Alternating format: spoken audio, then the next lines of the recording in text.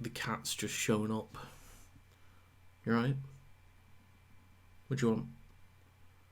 I'm doing a video here, mate.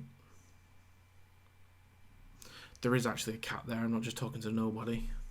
Looking at their percentage stats, they have a 41% win rate. Harry, do you mind? Trying to record a video here, mate. In terms of their percentage stats, they have a 41% win rate. Harry, do you mind? I'm recording a video. Something about that Titans team, like, if they can just find that consistency. Harry.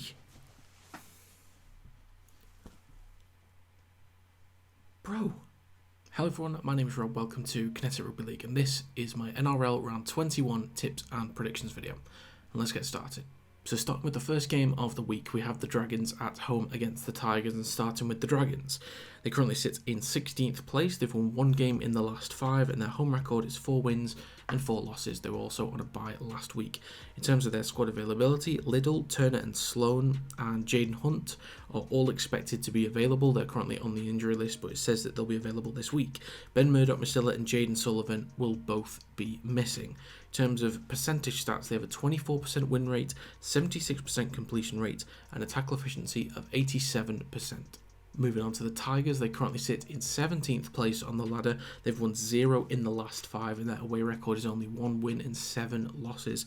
They also lost last time out against the Knights. In terms of their squad availability, Norfoluma is the only player that's to be confirmed, and Charlie Staines is actually expected to be back this week, so we'll see. In terms of percentage stats, they have an 18% win rate, 75% completion rate and a tackle efficiency of 88.8%. This could either be the best game of the year or the worst game of the year, depending on how you want to look at it. There are a few sort of factors in this game that could help me sort of lean one way or another, and right now I'm leaning towards the Dragons, and the main reason for that is I feel like they'll have a more recognised spine. Wakeham's been okay for the Tigers, nothing amazing. Bula has been incredible, young player kind of thrown into this situation in a poor team and is doing a fantastic job as such a young player. But the Dragons, they'll have Sloan available, even without Jaden Sullivan, who I prefer over Amon. They'll still have Amon, they'll have Ben Hunt, and they'll have Liddle. So they'll have a recognised spine. They'll still have a strong enough forward pack, I think, and the Tigers, their away record is poor. The Dragons are fine at home. They've won 4, lost 4, so they're fine. And are fresh off a bye. All of their preparation for the last couple of weeks has gone directly into the Tigers. Away from home, Tigers 1 win, 7 losses. For me, it just leans heavily towards the Dragons, and I think this does feel like one where the Tigers could just come out and be insane. They had that incredible run of games only about a month or so ago, maybe a month and a half, 2 months, but right now 2 really poor teams. Everything is leaning towards the Dragons for me, so I think I'm just going to play it safe, go with the team that on paper, based on statistics and form, is just the better team right now, and that's the Dragons. So I'm going to take the Dragons to win 1 to 12 points. Next up, we have the Warriors at home against the Raiders, and starting with the Warriors, they currently sit in 5th place on the ladder. Their form is 4 wins in the last 5. Their home record is 5 wins and 4 losses. They also won last time out against the Sharks. In terms of their squad availability, Johnson is currently on the injury list, but is expected to be back, as well as Bunty Afoa and Dimitrik Sifakula. Hope I got that right.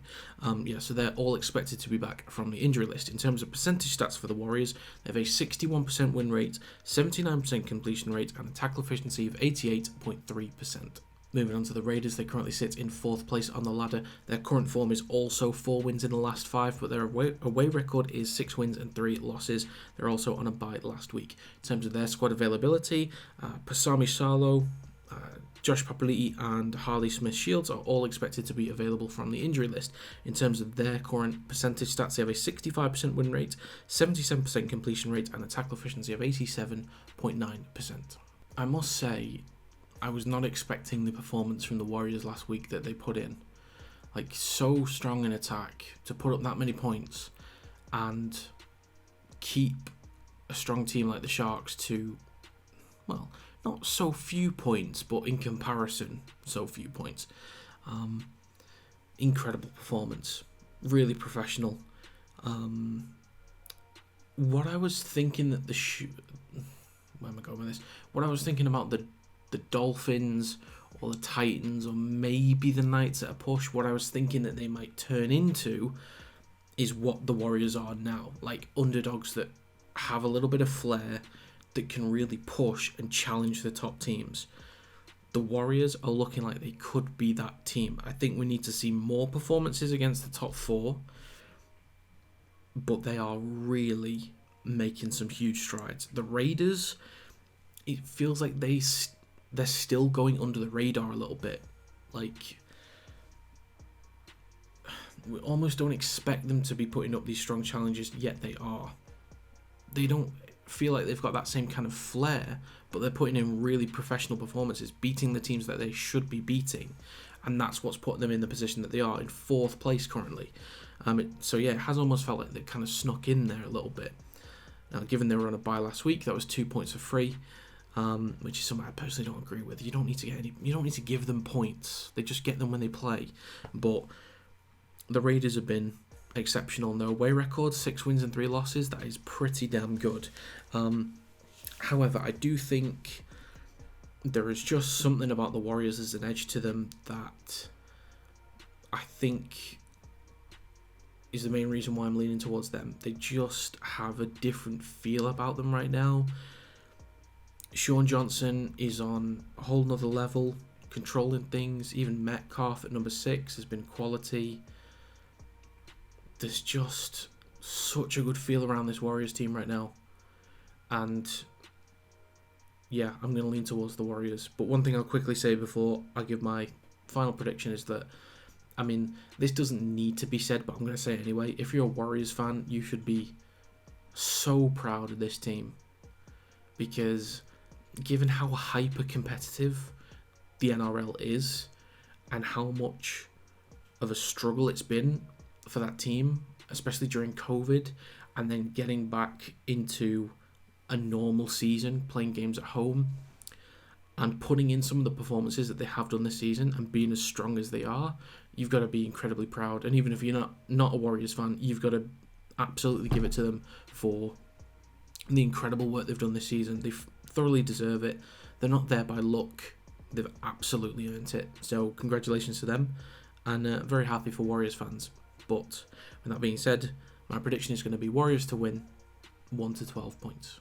Next up, we have the Rabbitohs at home against the Broncos, and starting with the Rabbitohs, they currently sit in 8th place on the ladder. Their current form is 2 wins in the last 5, and their home record is 3 wins and 5 losses. They're also on a bye last week. In terms of their squad availability, Campbell Graham, Jacob Host, Latrell Mitchell are all expected to be back this week. Jai Arrow is expected this week or next week. In terms of their percentage stats, they have a 56% win rate, 77% completion rate, and a tackle efficiency of 88.3%. Moving on to the Broncos, they currently sit in 2nd place on the ladder. Their form is 4 wins in the last 5, and their away record is 8 wins and 1 loss. They also won last time out against the Bulldogs. In terms of their squad availability, Adam Reynolds is currently to be confirmed on the injury list. Haas, Walsh, Kerrigan should all be back in the squad this week, and there's still no Oates or Ricky for the squad. In terms of percentage stats, they have a 72% win rate, 78% completion rate, and a tackle efficiency of 86.8%. This game was a bit of a struggle for the Broncos a little while back. You know, they got absolutely blown out of the water. It was not a close contest by any means. And that's when the Broncos were flying, and all of a sudden the Rabbitohs came out of nowhere. But now the Rabbitohs have dropped all the way down to 8th. I mean, it's still quite tight in the top 8 right now, but form for the Rabbitohs has not been good. Yes, they've been dealing with some injuries, and that's always difficult. Things could be balanced out a little bit more this time, obviously leaning towards the Broncos to start with. I think even with Reynolds missing, they're still in a good place with Walsh, with Mam. It'd probably be Maddock that comes in, and also Walters at number 9. So the Broncos are in a good place. Haas being back is huge for them, and Carrigan through the middle, extremely hard worker, gets stuck in with his tackles, makes good meters, helps the flow from side to side for the Broncos. Ricky's a fairly big miss down that right edge. I'm sure they can kind of make up for it, but of course they've got Capewell down the left, so they'll be fine. They'll be fine both sides. Their centres are creative, wingers are creative, Broncos are fine in terms of their squad. I do think the Rabbitohs can put up some points. I don't think it's going to be enough to really challenge. I'm still looking in the 1 to 12 range for the Broncos, but maybe on the higher end, so not quite 13 plus, but certainly not a close game. There will be a gap and it'll be fairly clear for these two teams. I just think with Haas maybe not being 100% after being injured, like he's probably fine, but in terms of fatigue, like not having those games the last couple of weeks might be an issue.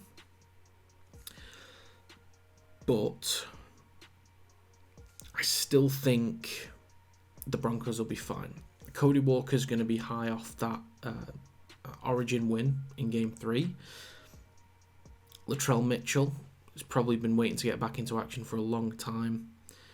And I think, especially down that left-hand side, the Rabbitohs can score many points. Maybe a few down the right-hand side, because Campbell Graham's back. But I think overall, if Adam Reynolds is playing, I'm very confident about my prediction. If he's not playing, I'm fairly confident, because I think they can just make up for it, and it'll be a battle throughout the game.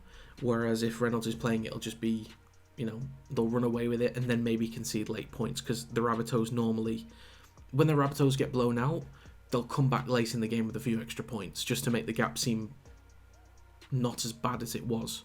So with that being said, I'm going to take the Broncos to win 1 to 12 points. Next up, we have the Titans at home against the Roosters, and starting with the Titans, they currently sit in 12th place. Their current form is 2 wins in the last 5, and their home record is 4 wins and 3 losses. They also lost last time out against the Eels. Looking at their squad availability, currently on the injury list was Joe Stimson and AJ Brimson. I believe Brimson was rested, if I'm not mistaken. But looking at percentage stats, they have a 41% win rate, 78% completion rate, and a tackle efficiency of 85.8%. Moving on to the Roosters, they currently sit in 14th place on the ladder. Their form is only 1 win in the last 5, and their away record is 2 wins and 6 losses. They also lost last time out against the Storm. In terms of their squad availability, I'm going to butcher this name. Nalfahu White is the only player that's to be confirmed on the injury list. Sam Walker and James Tedesco both on there as well, both expected back this week. In terms of their percentage stats, they have a 41% win rate, 75% completion rate, and a tackle efficiency of 87.6%. So I had the Titans winning last week against the Eels. They didn't quite get it done. It was a close game. The Titans are in that sort of group of teams I was sort of alluding to before about teams with flair. I say there's 4 of them. Like, there's underdogs with flair this season. And the number 1 of those is probably the Warriors. The next one is probably the Dolphins. Then it's the Titans, and then probably the Knights. Underdogs with flair. So if the Titans can just start getting some consistency, like, I think on their day they could put in a good challenge against anybody, like when they're at their best, because they've certainly got like the depth in the spine to compete against, some of the best. Like, they've not got the best spine, but it's pretty damn good.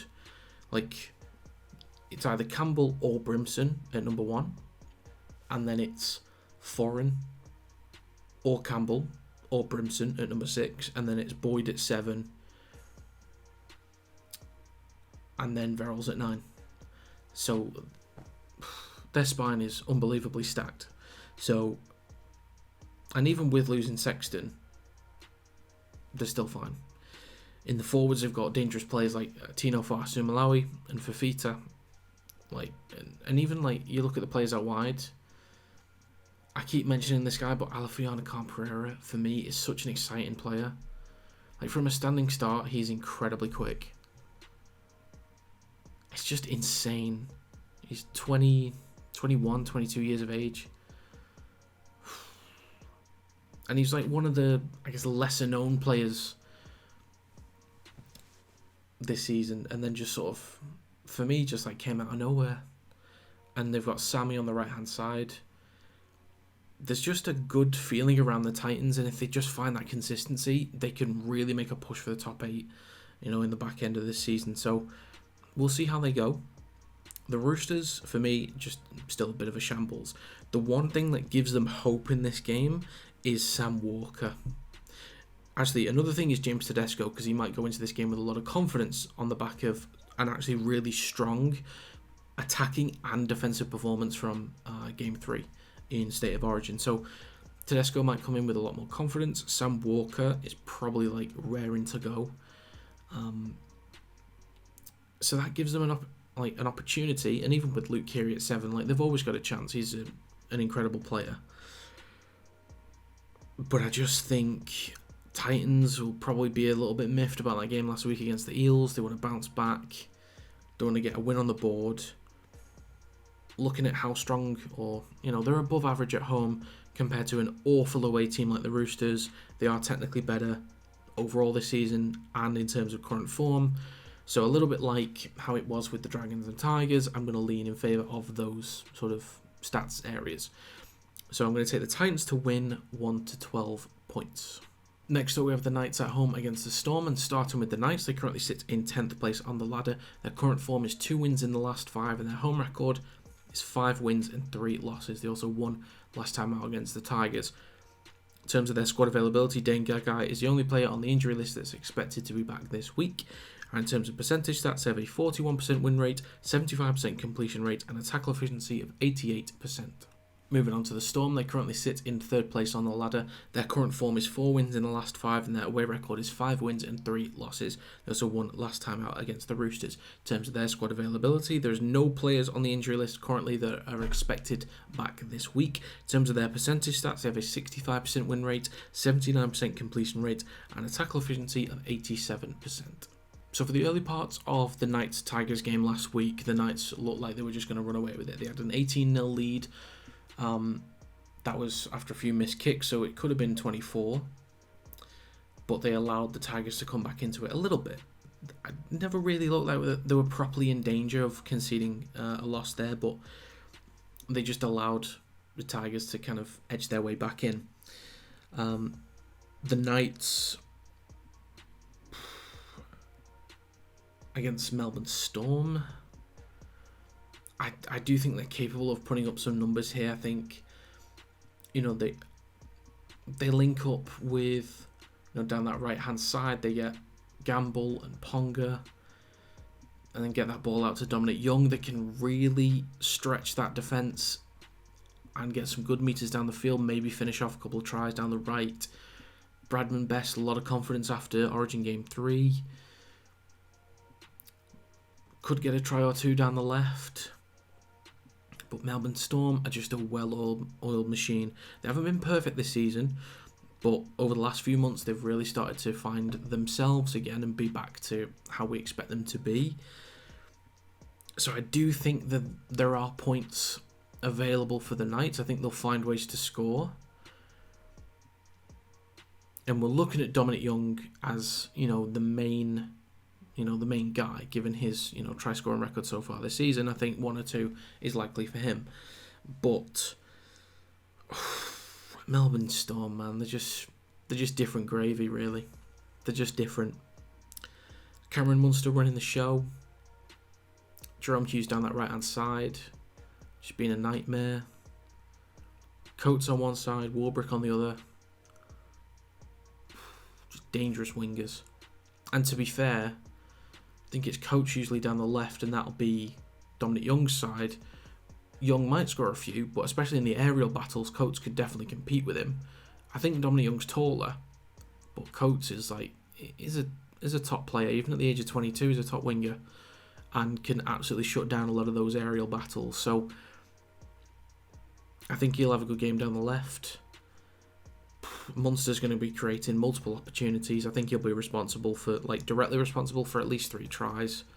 I think Munster 3 assists minimum is extremely likely this week. And I'm looking at about double the points difference for this one.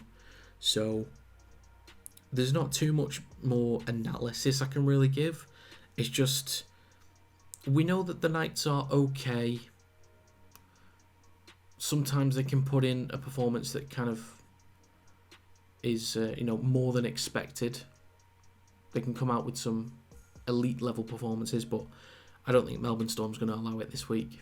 They're just a different level. So I'm going to take Melbourne Storm to win 13+.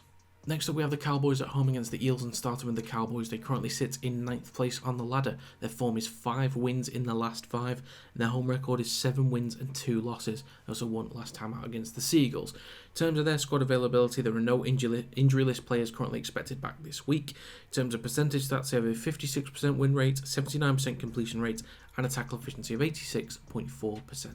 Moving on to the Eels, they currently sit in 7th place on the ladder. Their form is 4 wins in the last 5, and their away record is 4 wins and 4 losses. They also won last time out against the Titans. In terms of their squad availability, there are also no injury list players expected back this week, and there's still no Dylan Brown, at least till about round 23, I believe. In terms of their percentage stats, they have a 56% win rate, 75% completion rate, and a tackle efficiency of 87.1%. So a strong effort last week from the Eels to clutch up against the Titans. However, against such an informed team, like the Eels are informed themselves, they've won 4 in the last 5, but the Cowboys are just, they're on one at the minute. They're on one. I would say they're back. I'm just going to declare now that they're back, and it's going to have to be one hell of a performance from the Eels this week to beat this Cowboys team. They're pretty much going to be at full strength. We're talking Drinkwater, Hiku, Holmes, Tuolangi, Dearden, Townsend, Robson, Nanai. It's all over the place, just rock solid. Defensively, they've been really strong. In attack, just unbelievable. So, again, not too much else that I can really say. I think the Eels can score points. I think when you've got players such as Simonson and Penasini on the edges, creating opportunities, you're going to get some points on the board. And especially with Mitchell Moses leading things in the number 7 role, you're going to find ways to score. It's just going to happen. But against this Cowboys team, this could get really ugly. The Eels might shut me up and just come out with a really strong performance and win again in a close game, or even blow the Cowboys out the water. But for me, Cowboys, way too strong. And at home, they're so strong at home this season. So I'm going to take the Cowboys to win 13+. Next up, we have the Panthers at home against the Bulldogs, and starting with the Panthers, they currently sit in 1st place on the ladder. Their form is 4 wins in the last 5, and their home record is 5 wins and 2 losses. They also won last time out against the Dolphins. In terms of their squad availability, Nathan Cleary and Preston Rickey both expected to be available from the injury list. In terms of their percentage stats, they have a 71% win rate, 81% completion rate, and a tackle efficiency of 87.9%. Moving on to the Bulldogs, they currently sit in 15th place on the ladder. Their current form is only 1 win in the last 5, and their away record is 3 wins and 5 losses. They also lost last time out against the Broncos. In terms of their squad availability, Braden Burns, Ryan Sutton and Toby Sexton are all to be confirmed on the injury list this week, and there's no Josh Adokar until at least round 24. In terms of their percentage stats, they have a 33% win rate, 76% completion rate, and a tackle efficiency of 86.4%. This is another one of those that I think could get really ugly. I have quite a big scoreline for this because I just get the feeling that the Panthers are going to come out and just blow them away. And if Toby Sexton is missing, I see a lack of control from the Bulldogs. I still think that players like Matt Burton is capable of causing problems down that left-hand side. He's a good runner of the ball, very underrated actually in that side of his game. Kicking game, we know how dangerous he is, but in terms of his running game, he's pretty effective, and we forget about that. But Toby Sexton just offers a bit more sort of clarity with control. So if he's missing, it's going to be a really long night for the Bulldogs. But even if he is there, I think it's going to be tough anyway. I have a pretty large gap predicted here. The Panthers, I was expecting them to destroy the Dolphins. It wasn't a huge gap, but it was pretty clear that there was a gap. The Panthers are going to basically be at full strength, I think. Nathan Cleary is expected back, and even if he's not, whether it's Salmon or Cogger that plays this time round at number 7, it doesn't really matter because the whole team's just playing exceptionally well right now, and the Bulldogs simply aren't. Home record's great. Away record for the Bulldogs is awful. This one feels like a fairly easy win, so I'm just going to go with the Panthers to win, 13+. Finally, we have the Sharks at home against the Seagulls, and starting with the Sharks, they currently sit in 6th place on the ladder. Their form is 3 wins in the last 5, and their home record is 5 wins and 4 losses. They also lost last time out against the Warriors. In terms of their squad availability, Teague Wilton is to be confirmed. Braden Hamlin-Uele and Dale Finucane are both expected back. In terms of their current percentage stats, they have a 59% win rate, 75% completion rate, and a tackle efficiency of 87.6%. Moving on to the Seagulls, they currently sit in 11th place on the ladder. Their form is only 2 wins in the last 5, and their away record is 2 wins and 5 losses. They also lost last time out against the Cowboys. In terms of their squad availability, there are currently no injury list players expected back this week. In terms of their percentage stats, they have a 41% win rate, 77% completion rate, and a tackle efficiency of 87.2%. So I expected a Sharks win last week, a close win against the Warriors, but they were destroyed. I was not expecting it in the slightest. I didn't even think it was possible, to be honest, but here we are. Now, against the Seagulls team that is in a little bit of a bad way at the moment, you know, any team that's missing Tom Trbojevic is going to struggle, especially if he's like their main guy. I mean, there's not many teams that can have another main guy and then Tom Trbojevic just sort of like lying around somewhere. But the Seagulls are going to have a real tough time here. And I think, you know, you can still look to Daly Cherry-Evans to control the game. And I think he'll do, you know, a fairly decent job controlling the game anyway. That's what he does. He's a big game player. And this is a big game for the Seagulls. But Ruben Garrick, I think, again, is a safe option at number 1. But he's not, like, he doesn't have that X factor. And that's not knocking him. He's a winger. Simple as that. He's a winger. He's not used to playing fullback. He's had to do it a couple times, quite a fair few times now actually, with Trbojevic being out. But he is a winger. So to think that he'd offer the exact same thing as Trbojevic, you're kidding yourself. But I think he'll be reliable and do a fair job at the back. I think Schuster and Cherry-Evans could cause a couple issues and could really test the Sharks' defence this week. You know, they will have looked at what the Warriors were able to do and see if they can replicate that. Possibly the Sharks have looked at what happened and will maybe try and shut some things down. So we'll see. The Seagulls do have weapons in their squad. And players on the edge like Hamal Olakuatu, you know, getting 1-on-1 or even 1-on-2, and you know, he can cause some damage. But I think the Sharks will find a way to bounce back this week. They have their full team available. They don't come across as the kind of team that would be rattled by a loss like that. Their spine, full of players with really cool, calm, collected heads. Kennedy, Moylan, Nico Hines especially, and Brayley as well. And they've got Dale Finucane coming back in there, who is an ultimate professional, as most people will know. So I think the Sharks will be fine this week, and they'll bounce back with a really strong performance. So I'm going to take the Sharks to win 13+. So recapping my predictions for this week, I'm going to take the Dragons, Warriors, Broncos and Titans all to win 1 to 12 points. And I'm going to take the Storm, Cowboys, Panthers and Sharks all to win 13+. In terms of my winner's confidence, I am at about 90%. I'm pretty confident with these ones. In terms of the winning margin confidence, I'm at about 70%. It's always tricky with margins, but I'm fairly confident this week. So let's see how it goes. So that is going to be it for this video. If you have any predictions for this upcoming round, let me know in the comments down below.